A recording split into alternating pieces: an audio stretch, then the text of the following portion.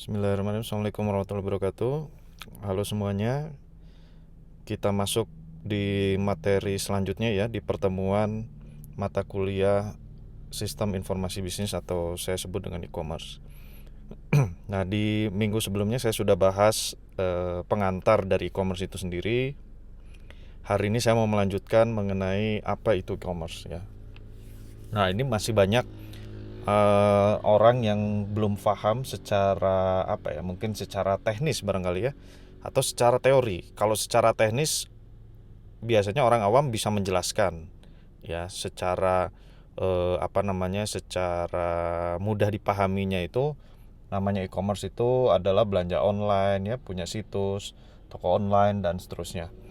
Nah, tapi kita sebagai orang akademisi tentu harus melihat dari sudut pandang teori. Ya, yang namanya teori berarti bisa difahami oleh siapapun, ya.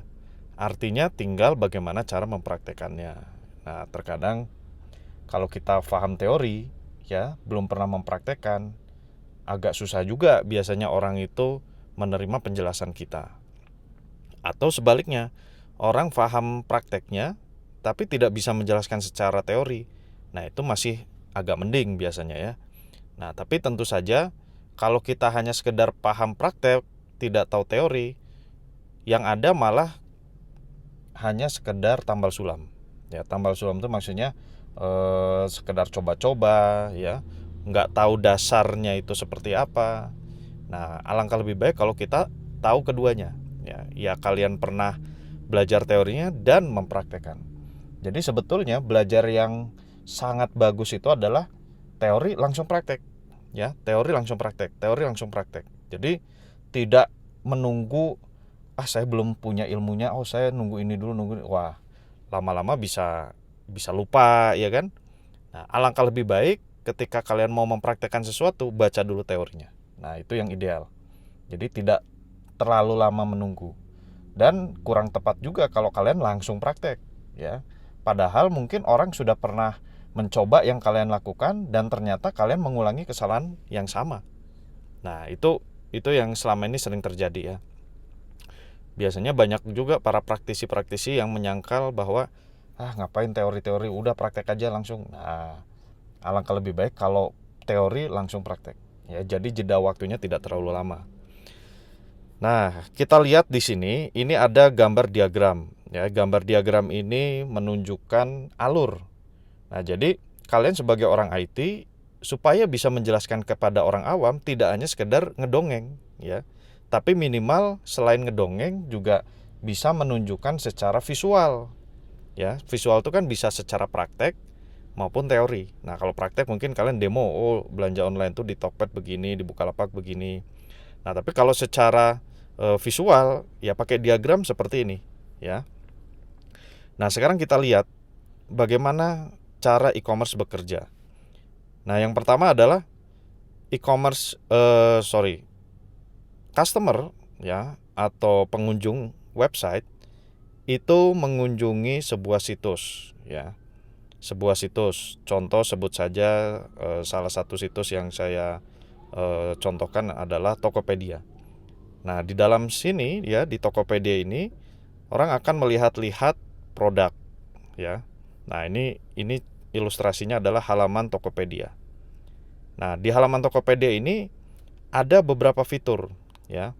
Pertama ada namanya SSL sertifikat. Jadi SSL sertifikat ini adalah kalau bahasa teknisnya enkripsi ya. Jadi transaksi kita ketika kita mengirim data ke Tokopedia itu dienkripsi atau disandikan ya. Disandikan itu maksudnya datanya tidak dikirim secara mentah, jadi ada password lah kasarnya gitu ya.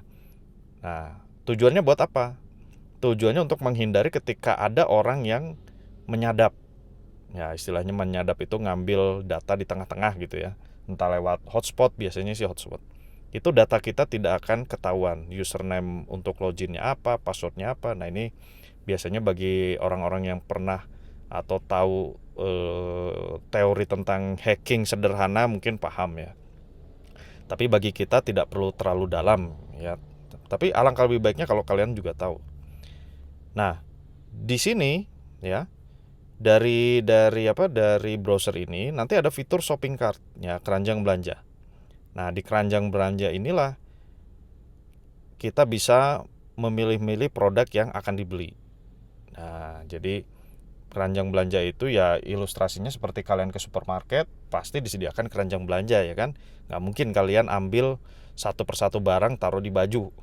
Nah, tentu ada troli, ya, atau keranjang belanja.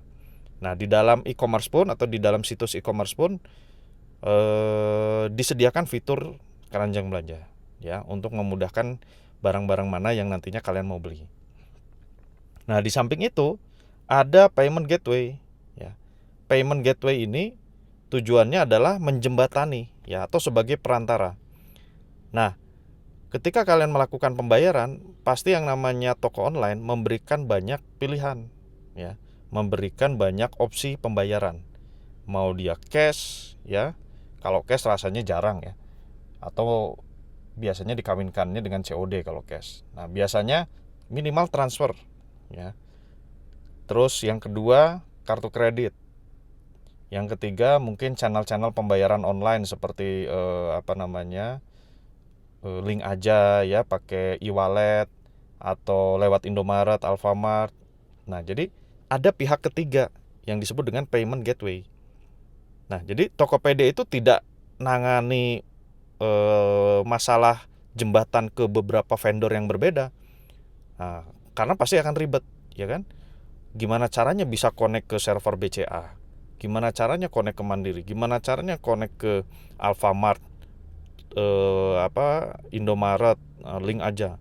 Nah, itu kan tentu banyak sekali, ya. Banyak sekali pilihan-pilihan yang harus dibuat. Nah, jadi payment gateway ini adalah pihak ketiga, ya, atau vendor lain lah di luar Tokped. Sebut saja namanya itu adalah Midtrans. Nah, Midtrans ini adalah perusahaan yang khusus menjembatani jasa-jasa pembayaran, ya, atau channel-channel pembayaran. Jadi si Midtrans ini nantinya akan memberikan kemudahan buat Tokopedia. Sehingga Tokopedia tidak perlu lagi repot-repot ngurusin komunikasi ke beberapa tempat-tempat atau channel-channel pembayaran. Cukup kalau bahasa programmernya itu panggil API-nya atau gunakan API. Nah, biarlah nanti Midtrans yang kerjasama dengan banyak channel pembayaran, gitu maksudnya, ya. Nah, sehingga nanti pada saat ada customer mau bayar, Tokopedia akan meredirect, ya, meredirect seolah-olah nanti ke Midtrans, walaupun masih tetap di dalam situsnya Tokopedia. Tapi di belakang layarnya Midtrans lah yang melakukan komunikasi, ya. Nah, kalau sudah berhasil, nah, istilahnya autentikasinya sudah berhasil, pembayarannya memang sudah benar, ya. Nah, Midtrans itu akan mengirimkan status ke Tokopedia bahwa pembayaran sudah sukses, ya, sudah berhasil. Nanti Tokopedia akan melakukan proses selanjutnya, ya, sebut saja pembayaran telah diterima dan ada notifikasi yang diterima oleh customer. Nah, tinggal menunggu konfirmasi dari pihak penjual atau memang dari pihak yang punya barangnya. Nah, ya. Lalu oke, sampai situ, ya. Nah, dari Midtransnya sendiri itu nanti akan komunikasi langsung dengan pihak bank tadi, ya. Apakah memang saldonya cukup atau orang ini memang punya hak untuk bisa ngakses ke perbankan, ya. Nah, nanti dia akan connect ke beberapa server. Nah, sebut saja si customer ini bayarnya lewat BCA. Nah, dia akan komunikasi dengan bank BCA. Nanti dari bank BCA juga akan dibalikkan lagi responnya. Apakah dia memang user yang sah atau enggak. Nah, kalau memang tadi transaksinya berhasil, berarti saldo si customer ini itu langsung terpotong, ya, akan masuk ke akunnya Midtrans. Nah, jadi uangnya itu di mana sebetulnya? Uangnya itu sebetulnya disimpan dulu di Midtrans, ya, di belakang layarnya. Jadi tidak langsung masuk rekening Tokped. Nah, kalau kalian mau tahu, itu sebetulnya transaksinya memang cukup kompleks. Tapi secara sederhana, uang yang ada di customer ini, ketika status pembayaran berhasil, itu akan tersimpan di akunnya Midtrans. Ya, sehingga nanti Tokopedia tentu akan istilahnya punya deposit saldo di sini, ya. Tergantung nanti kapan Tokopedia akan mencairkan uangnya. Nah, itu gambaran singkat ya bagaimana e-commerce itu bekerja. Nah, mudah-mudahan kalian punya sedikit bayangan yang selama ini mungkin masih jadi pertanyaan mengenai bagaimana e-commerce itu bekerja. Nah, tentu saja ya di sini ada keajaiban terjadi ya. Jadi yang namanya website atau domain. Di sinilah semua konten teknologi menjadi satu di dalam sebuah situs atau website yang namanya e-commerce ya. Nah, sehingga di dalam situs inilah yang menangani semua transaksi jual beli sampai transaksi pengiriman. Jadi kalau sebuah situs belum dikatakan e-commerce itu karena dia belum bisa menangani transaksi tadi jual beli ya. Maksudnya jual beli itu dia bisa menerima pembayaran, lalu dia bisa memverifikasi ya, dan dia bisa melakukan pengiriman. Nah, itu baru bisa disebut sebagai situs e-commerce. Ya, kalau belum bisa itu tidak bisa dikatakan sebuah situs e-commerce ya. Kalau situsnya hanya situs sederhana, tampilannya juga sederhana, ada halaman profil, itu tidak bisa dikatakan sebagai situs e-commerce. Nah, lalu tadi ya SSL sertifikat ini, nah tadi saya sudah utarakan secara singkat. Tujuannya adalah melakukan enkripsi ya, pengiriman data dari komputer kita menuju komputer server ya. Jadi pada saat kalian buka situs Tokopedia ya, mungkin sebut saja dari WiFi lah ya, dari hotspot. Nah, lalu kalian masukkan login, username dan password, lalu kalian enter, itu kan datanya akan terkirim ke server. Ya, terkirimnya lewat mana dulu? Ya, yang pasti lewat koneksi terdekat. Ya, terdekat itu maksudnya apakah kalian lewat tethering hotspot, tethering HP, mohon maaf, atau kalian koneknya ke hotspot yang ada di luar, ya. Nah, kalau ke tethering ke HP cenderung lebih aman ya. Tapi kalau kita connect ke hotspot yang ada di cafe atau yang ada di misalkan di WiFi ID atau yang ada di luar sana, itu resikonya besar ya. Kenapa? Karena kan yang connect ke WiFi itu atau ke hotspot itu tidak hanya kita, ada banyak orang ya, dan tidak kelihatan kan. Kita tidak bisa melihat orang itu lagi connect ke WiFi ID. Nah, nggak bisa. Sekalipun duduk bersebelahan kan belum tentu juga connect ke hotspot yang sama. Nah, terkadang ada orang-orang yang sekedar iseng biasanya itu ya, duduk-duduk di kafe tapi kerjanya cuma nangkepin password ya. Atau bahasa kerennya itu disebut dengan sniffing. Nah, sniffing ini dia ada software di laptopnya itu untuk melakukan sniffer ya, penyadapan data. Jadi dia cukup connect ke WiFi ID, lalu jalankan aplikasi Sniffer. Nanti di aplikasi itu akan secara otomatis menangkap semua data yang lewat menuju hotspot WiFi ID. Nah, gitu ya. Nah, artinya ketika kita sedang connect ke Tokped dan ternyata di Tokped itu sudah terenkripsi itu ada lambang hijau. Ya, sebentar saya tunjukkan.